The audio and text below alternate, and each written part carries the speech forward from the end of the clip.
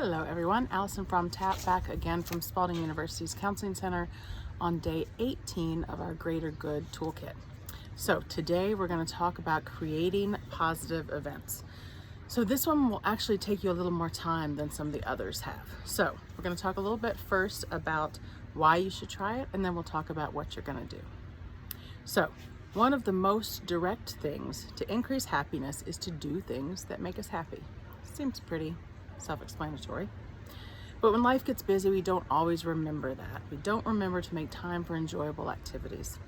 Intentionally scheduling a variety of enjoyable activities into the day can help us overcome the barrier to happiness. This exercise prompts you to engage in a variety of activities associated with happiness and reflect on how they make you feel. Different kinds of activities bring different kinds of satisfaction, all of which contribute uniquely to our happiness. Research suggests that variety and novelty in daily activities is an important component to happiness. So, trying a number of different activities can prevent you from getting used to any one activity that ceases to bring you pleasure. So let's talk about how you're going to do this. So, again, this exercise is going to take you a little more time. So it's best completed on a day or maybe 2 days when you might have some extra time. I know during COVID-19, when you might be at home, maybe there are certain days that you would have more time than you might have had otherwise. So pick one of those days to give you some space to do this. So in the morning, when you first wake up, review the following instructions and make a plan for the day. So number one, you're going to choose an activity that you enjoy doing alone, such as reading, listening to music, watching a TV show, or meditating, or anything else that brings you joy. Set aside some time during the day to complete this activity. Number two, choose an activity that you enjoy doing with others. Now, this may be a little more challenging if we are still in quarantine.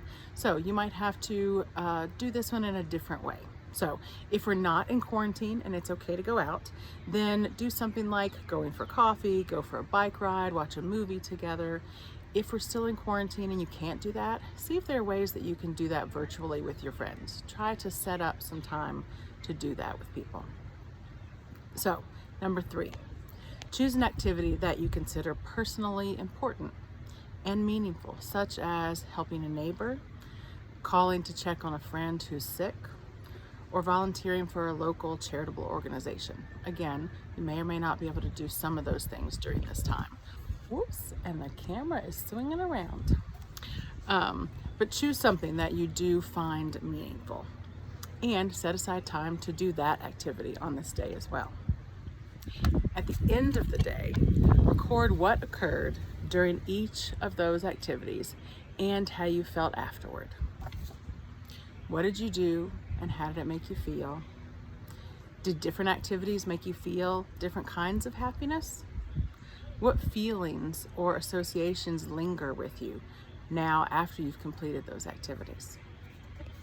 So that's what you're going to do on that day. Now here's how we know that it works. Engaging in a range of activities can prevent habituation, that feeling of getting used to something.